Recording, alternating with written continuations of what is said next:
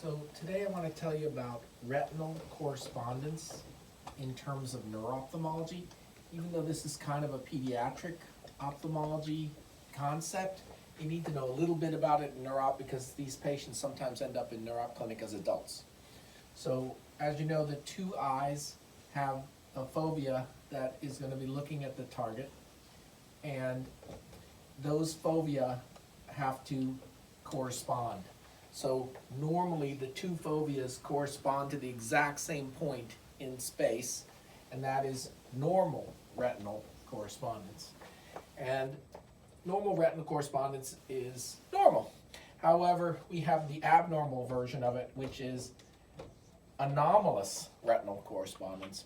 And the anomalous word means not only is it abnormal, but it's somehow helping the person.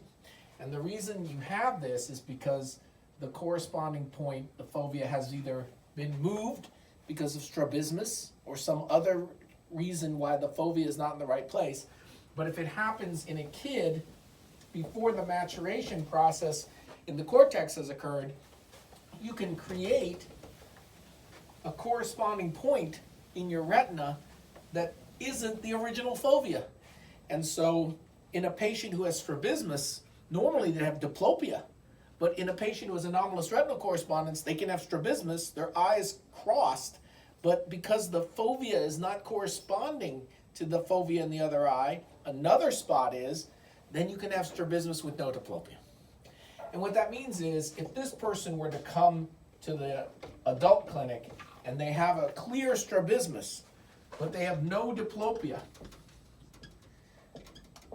and each eye is normal, 20/20 acuity, then we would not want to straighten this eye out, because if you straightened it out, then they'd get diplopia, even if their complaint is, I don't like the way it looks. In addition, we can get points that don't correspond as an acquired phenomenon after the maturation as a kid, and that can cause diplopia in someone on an efferent basis or an afferent basis, and that is a difficult concept to understand. So when you have a clearly retinal problem, like an epiretinal membrane, or you have a subretinal neovascular membrane from age-related macular degeneration, that can pull the fovea off the center. So if the fovea moves,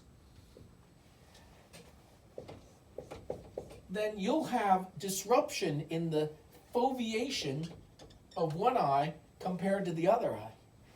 And that means you'll no longer have normal retinal correspondence.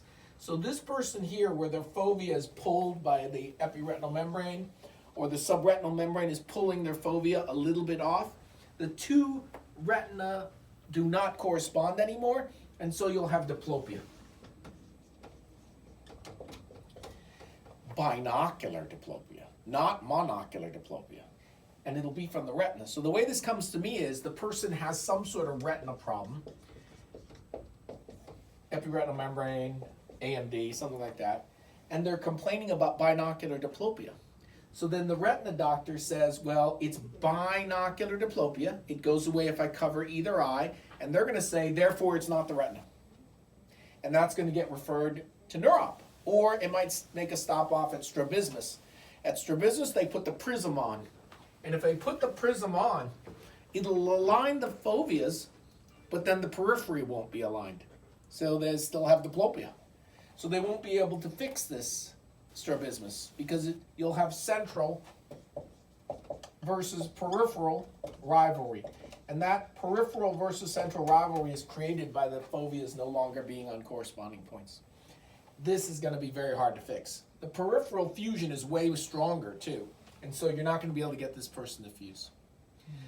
So you need to know a little bit about retinal correspondence, both the normal version and the anomalous version, in the kid form, as well as in the acquired adult form where the fovea is moved. This comes to neuro-op as diplopia in patients who have afferent disease, or no diplopia in patients who clearly have a strabismus or efferent disease.